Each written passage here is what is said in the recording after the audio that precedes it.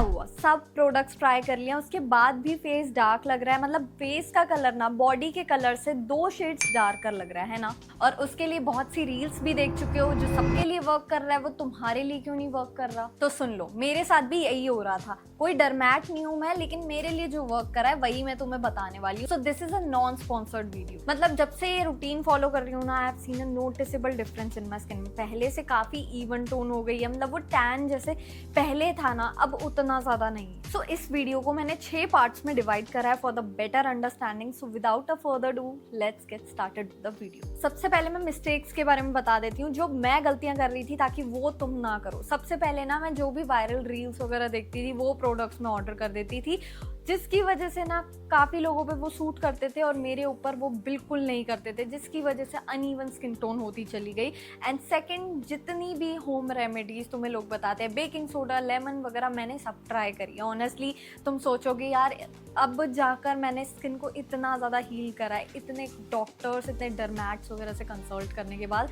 And जो भी ये लेमन, बेकिंग सोडा बोल रहे हैं ना यार, उन चीज़ों को ना किचन में ही रहना बेटर रहता है। They are not made for your face. मतलब ये pH लेवल बिगाड़ देते हैं, मतलब आपका बिल्कुल जितना भी अनइवन स्किन टोन या काफ़ी और कंसर्न स्टार्ट हो जाते हैं फेस। मुझे ये सबसे बड़ा भ्रम था कि मैं जितनी बारी फेस वॉश करूंगी ना, उतना मेरा फेस ब्राइट होगा, अनइवन स्किन टोन हट जाएगी, जितना भी टैन है हर चीज़ चली जाएगी। बट ऐसा कुछ भी नहीं होता है, 1-2 बार इनफ। मुझसे सबसे बड़ी गलती ये भी हो रही थी कि चलो मैं होम रेमेडी नहीं लगा रही हूँ, लेकिन सीरम्स, एक्टिव इंग्रेडिएंट्स वो तो मैं बहुत सारे लगा रही थी ना दिन के।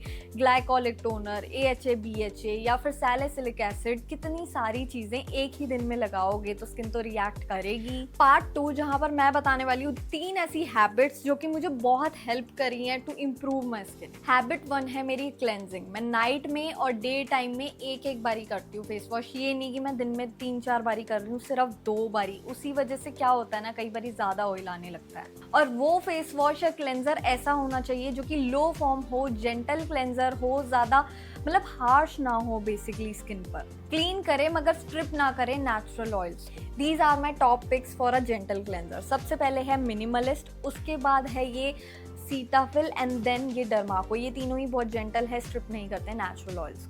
हैबिट नंबर 2 है मॉइस्चराइजर। अगर ड्राई स्किन है तो you can either use this dot and की का बैरियर 1 या फिर रिक्विल का सिरामाइड 1 भी यूज कर सकते हो। बट मेरी ऑयली स्किन थी, एंड सबसे बड़ी गलती मैं यही कर रही थी कि मुझे लगता है मेरे फेस पे तो इतना ऑयल आ रहा है, मुझे क्या नीड है मॉइस्चराइजर की जब इतना ऑयल ऑलरेडी आ ही रहा है। तो बट मेरी डरमैट ने मुझे यही बताया कि जितनी हेल्दी स्किन होती है उतनी वो हाइड्रेटेड भी होती है। अगर डिहाइड्रेटेड होगी मतलब एक्सेस ऑयल भी प्रोड्यूस करेगी। तो मैंने स्टार्ट करा है ये न्यूट्रोजेना का वाटर जेल मॉइस्चराइजर, या फिर अगर अफोर्डेबल में देखोगे तो पॉन्ड्स का भी यूज कर सकते हो। Habit number 3, sunscreen every day. मैं ये गलती बहुत टाइम से करती आ रही हूँ। मुझे यही लगता था मैं तो घर पर ही हूँ, मुझे सनस्क्रीन लगाने की क्या ज़रूरत है, मैं बाहर जाऊँगी जब मेरे फेस पे धूप पड़ेगी मैं सिर्फ तब लगाऊंगी। लेकिन ये मुझे नहीं पता था कि मैं बालकनी में भी अगर 5 मिनट जा रही हूँ किसी भी काम के लिए, तब भी एक स्लो टैनिंग क्रिएट हो रही है, या फिर विंडो की लाइट से भी टैनिंग आती है, या फिर स्क्रीन से भी तुम्हें टैनिंग होती है। तो ये ग्रेजुअली बिल्ड होती है। So these are my top picks in sunscreen. सबसे पहले है ये light fluid sunscreen from WishCare. ये बहुत लाइट है, मतलब ये वाटर बेस्ड है, इजीली एब्जॉर्ब हो जाती है, no white cast at all.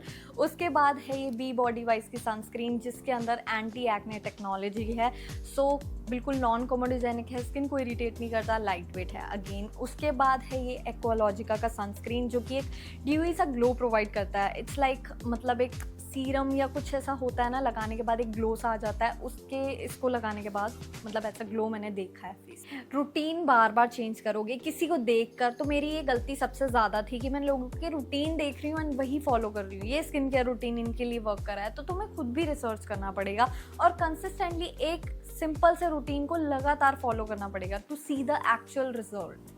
Part 4, पहले बैरियर फिर सीरम्स। अगर आपका बैरियर ही स्ट्रांग नहीं होगा, जितने भी एक्सपेंसिव स्किन केयर कर लो, कुछ एक्सपेक्टेड रिजल्ट नहीं मिलने वाला है। इसलिए ना बहुत सिंपल रखो, मतलब 3 स्टेप रूटीन होना चाहिए, कोई सीरम वगैरह ऐड मत करो।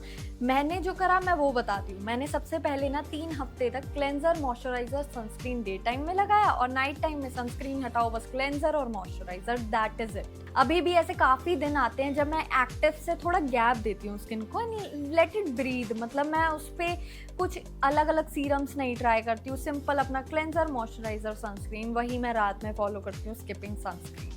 आफ्टर फ्यू वीक्स जब मेरी स्किन काम हो जाती है, ब्रेकआउट्स काफ़ी फेड हो गए हैं, बिल्कुल काम हो गई है स्किन, तब मैंने स्टार्ट करा सीरम्स को यूज़ करना। अब मैं बता देती हूँ कौन से सीरम्स मेरे लिए वर्क करें। अभी करेंटली जो मैं यूज़ कर रही हूँ सेंटेला का ब्राइटनिंग सीरम है। ये भी मैंने बहुत रिसर्च कर मंगाया है, क्योंकि मुझे भी अंदर होता है यार, स्किन है, मैं पूरी रिसर्च कर मंगाऊँ। और आपको भी अपनी रिसर्च खुद करनी चाहिए, हर स्किन पर अलग प्रोडक्ट सूट करता है। तो मेरे लिए बहुत अच्छा वर्क करा है। जितने भी डार्क स्पॉट्स थे ना, वो धीरे धीरे फेड होते चले गए हैं और एक ब्राइटनिंग इफेक्ट भी मुझे देखने को मिला है इवेंचुअली। और अगर ड्राई स्किन है तो ये ट्राई कर सकते हो ऑर्डिनरी का। ये बेसिकली हाइलुरोनिक एसिड सीरम है, धीरे धीरे आपकी स्किन को ब्राइटन अप करता है। जब स्किन हाइड्रेटेड होगी obviously glow with in glow आएगा, बट अगर आपकी ऑयली स्किन है ये बिल्कुल वर्क नहीं करने वाला है। May be it can clog your pores. जब भी ऐसे ब्रेकआउट्स वगैरह होते हैं ना, तो ये सीरम मेरे लिए बहुत अच्छा वर्क करता है। This is salicylic acid serum from minimalist, और ये मुझे लगता है एक डर्माको का और मिनिमलिस्ट दोनों का ही सैलिसिलिक सीरम बहुत अच्छा है। मतलब ये धीरे धीरे आप वीक भी यूज़ करोगे ना, तो आपको देखने को मिलेगा जितने भी ब्रेकआउट्स हैं, रेडनेस वगैरह काफ़ी काम डाउन कर देता है, और जितना भी ऐसे पफीनेस होती है वो भी काफ़ी कम हो जाती है, जितना एक्ने में बहुत ट्रीट कर देता है बेसिकली एक्ने। मैं बार बार यही बोलूँगी, ये मेरी स्किन के ऊपर वर्क करा है, might not work for you. अपनी रिसर्च कर लेना खुद एक बारी।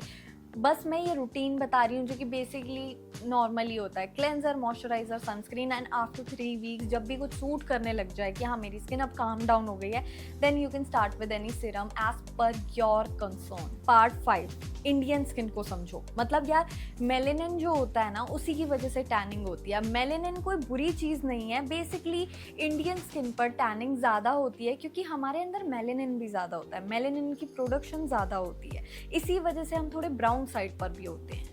बेसिकली मेलेनिन एक तरह का प्रोटेक्शन सिस्टम है। जब भी हम सनलाइट के अंदर जाते हैं तो हमें ज़्यादा टैनिंग होती है, क्योंकि बॉडी इंटरनली आपकी ना स्किन को प्रोटेक्ट कर रही है। अब जो टैनिंग है ना, वो तो कुछ दिन में चली जाएगी, लेकिन अगर कांस्टेंट सन एक्सपोजर मिलता है ना स्किन को, तब वो बनाते हैं डार्क स्पॉट्स, पैचेस बनते हैं, एंड वो परमानेंट पिगमेंटेशन में कन्वर्ट हो जाता है। इसलिए हमारा मेन गोल बिल्कुल भी नहीं है कि मेलेनिन को कम करना या स्किन को वाइट करना, क्योंकि वो जेनेटिकली ही फिक्स्ड होता है। जो हमारा मेन गोल है ना, वो यही है कि सबसे पहले सनस्क्रीन डेली लगाओ, बिल्कुल स्किप मत करो। उसके बाद आता है सन एक्सपोजर को डायरेक्टली मत कॉन्टैक्ट में आओ, जितना हो अवॉइड करो। उसके बाद जो थर्ड हमारा गोल होता है, जितने भी एक्ने मार्क्स पिगमेंटेशन को है, वो फर्दर आगे मत बढ़ने दो, वहीं पे तुम्हें ट्रीट करना है। और तुम्हें पता है मैंने सिंपल वे में तुम्हें यही समझाया है, सिंपल रूटीन रखो, बैरियर को स्ट्रॉन्ग बनाओ, then move to any serum as per the concern. अब एक रियलिस्टिक टाइमलाइन की बात कर लेते हैं। मैंने कब ऐसे इंप्रूवमेंट देखना चालू करा, मैंने प्रॉपरली ट्रैक करा था इस चीज़ को। जैसे मैंने वीक 1 to 2 वीक जब इस रूटीन को फॉलो करा, मेरी स्किन ज़्यादा हेल्दी और हाइड्रेटेड फील करने लग गई थी,